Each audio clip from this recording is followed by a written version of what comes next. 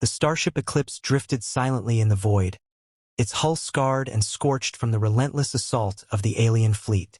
The once proud vessel, a symbol of humanity's defiance against the encroaching Kryloth Empire, now limped through the darkness, its engines sputtering and its crew battered.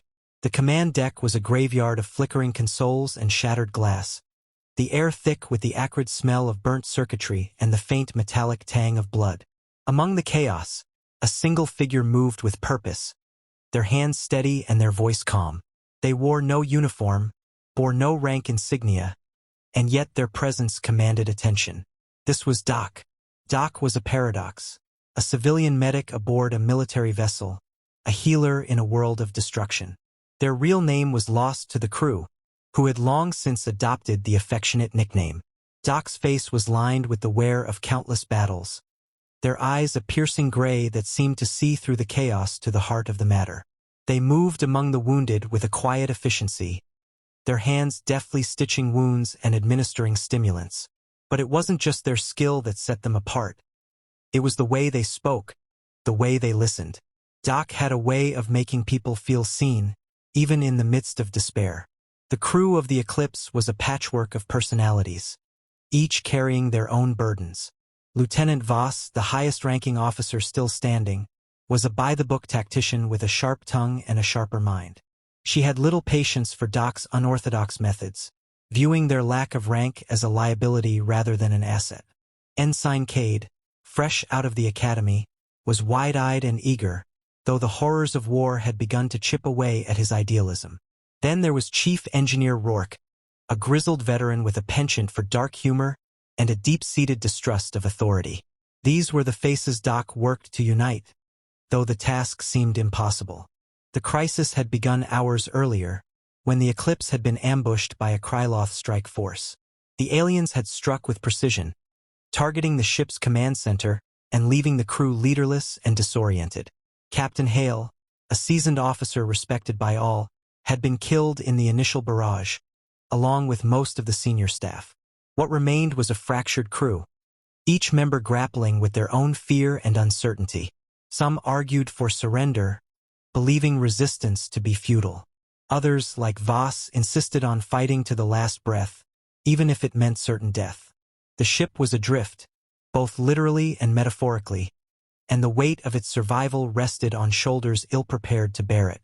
Doc moved through the chaos like a steady current, their voice a calming presence amid the storm. They had seen this before, the collapse of order, the rise of panic. It was a pattern they knew all too well, one that had driven them from the military years ago. Doc had once been a battlefield medic, patching up soldiers on the front lines of humanity's endless wars. But the rigid hierarchies, the blind obedience to rank, had worn them down. They had seen too many good people die because of bad decisions made by those who valued authority over wisdom. And so, they had left, choosing instead to serve as a civilian medic free from the chains of command. Now, aboard the Eclipse, Doc found themselves once again at the center of a crisis. The wounded filled the med bay, their cries a haunting chorus of pain and fear. Doc worked tirelessly, their hands moving with practiced precision. But they knew that treating the physical wounds was only half the battle. The real challenge lay in healing the crew's spirit, in giving them a reason to fight on. And so, as they stitched a gash on a young engineer's arm, they began to speak. "You ever hear the story of the Dauntless?"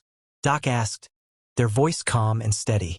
The engineer, a woman named Jin, shook her head, wincing as the needle pierced her skin. "It was a ship like this one," Doc continued, "caught in a fight it couldn't win. The crew was ready to give up just like we are now.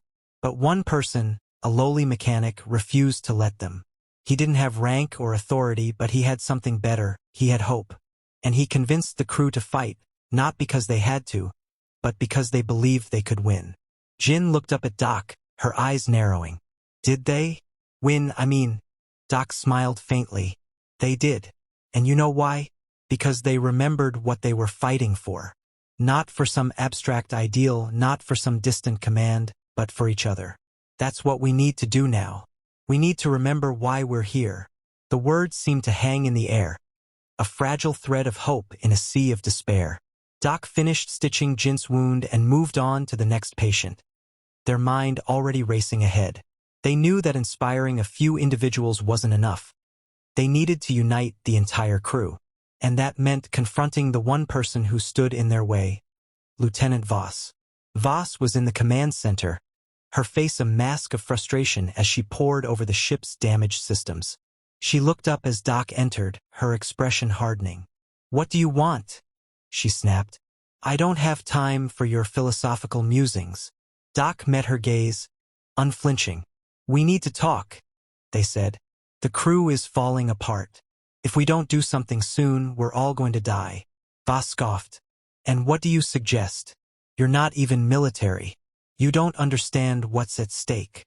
"I understand more than you think," Doc replied, their voice firm. "I've seen what happens when people cling to rank instead of reason. We don't have that luxury anymore. If we want to survive, we need to work together. And that starts with you." Voss stared at them, her jaw tightening. For a moment, it seemed she might lash out, but then something in her expression shifted. She looked away, her shoulders slumping. "I don't know what to do," she admitted, her voice barely above a whisper. "I'm not ready for this." Doc stepped closer, their tone softening. "None of us are. But that doesn't mean we can't try. You don't have to do this alone. Let me help you." The room fell silent, the weight of the moment pressing down on them both. Finally, Voss nodded, her resolve hardening once more. "All right," she said. "What's the plan?" Doc smiled, a flicker of hope igniting in their chest. "First, we need to get the engines back online. Then we'll figure out the rest."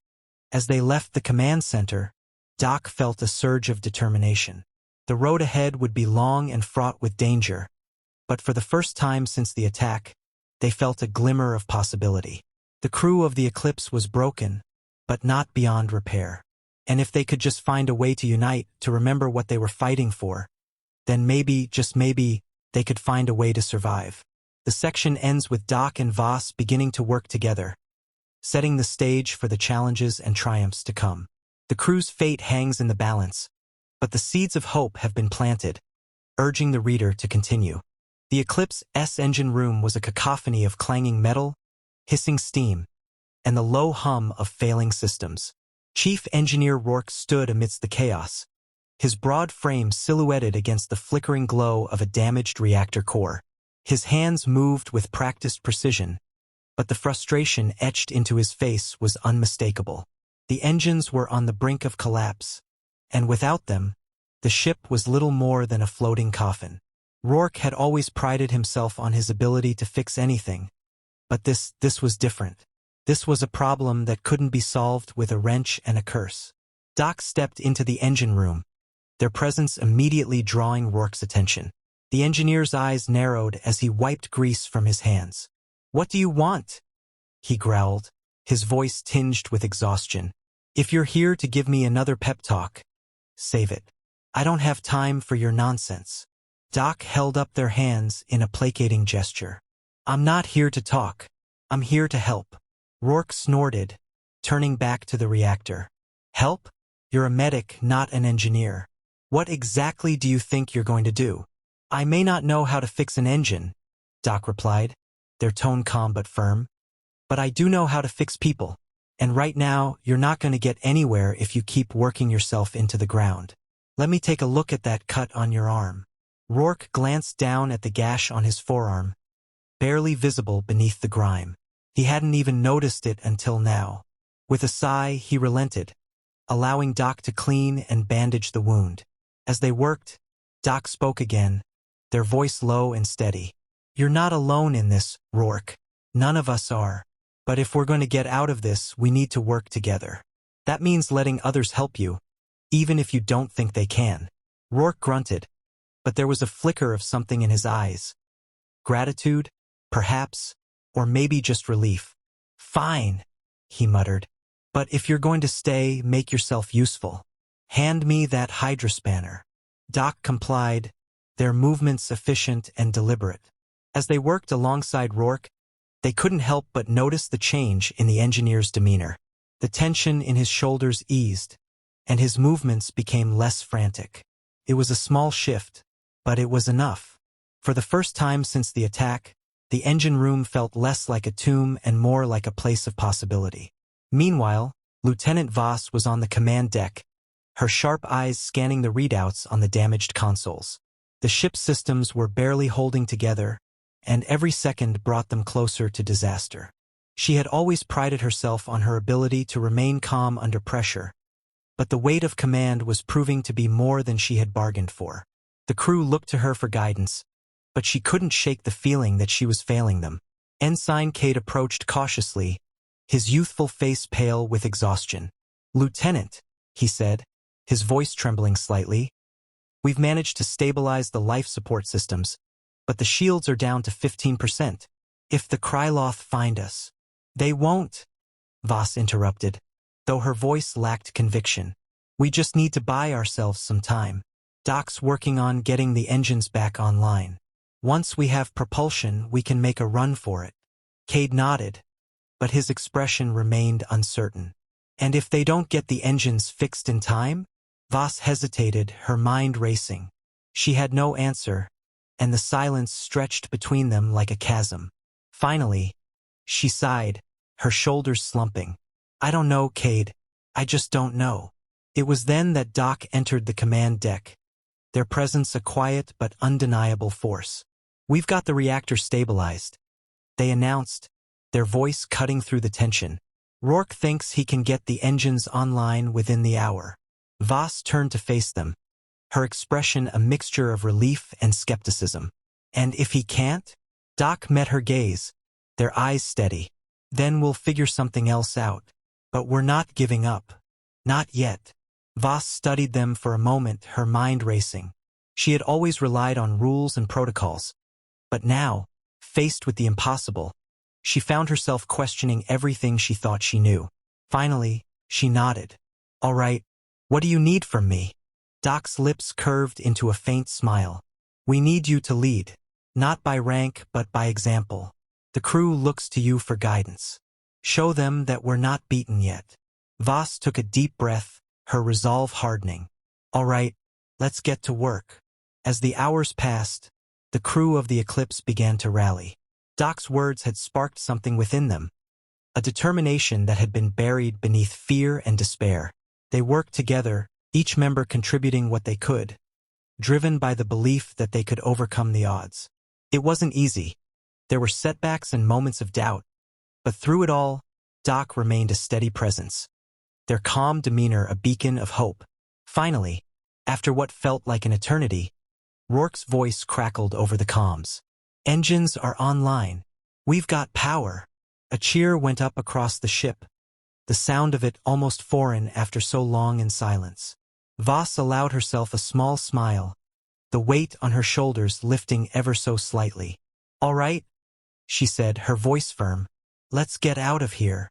The Eclipse surged forward, its engines roaring to life as it broke free from the shadow of the Kryloth fleet. But their victory was short-lived.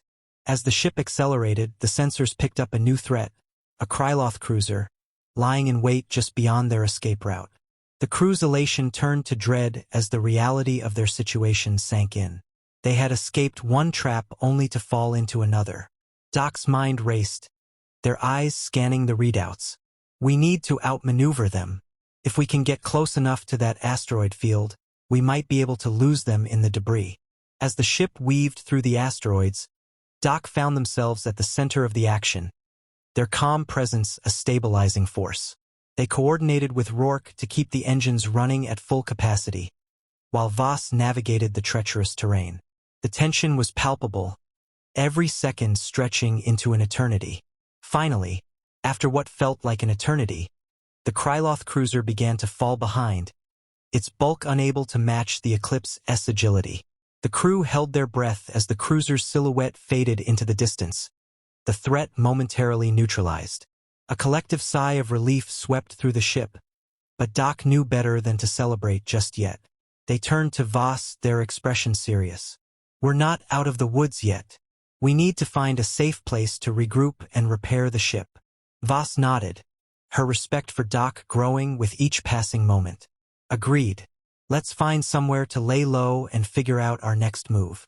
As the Eclipse drifted into the relative safety of deep space, the crew began to take stock of their situation. They were battered and bruised, but they were alive. And for the first time since the attack, they felt a glimmer of hope. Doc's leadership had brought them this far, but the road ahead was still fraught with danger. The Kryloth were relentless, and the Eclipse was far from safe. But for now, they had a moment to breathe and to prepare for whatever came next. The section ends with the crew momentarily safe but aware that the fight is far from over. The seeds of unity and hope have taken root, but the challenges ahead loom large, urging the reader to continue. The Eclipse drifted in the shadow of a massive gas giant, its engines silent as the crew worked tirelessly to repair the damage sustained during their escape. The ship was a patchwork of makeshift fixes and jury-rigged systems, but it was holding together for now. The relative safety of their hiding place offered a brief respite, but the crew knew better than to let their guard down. The Kryloth were still out there, and it was only a matter of time before they were found. Doc moved through the ship, their presence a quiet but steadying force. They checked on the wounded, their hands gentle but efficient as they administered treatments and offered words of encouragement. The crew had begun to look to them not just as a medic, but as a leader, a role Doc had never sought but couldn't deny. They had always believed that leadership was about actions, not titles, and now, more than ever, those actions mattered. Lieutenant Voss stood on the command deck, her sharp eyes scanning the readouts on the repaired consoles. The ship's systems were stable, but barely.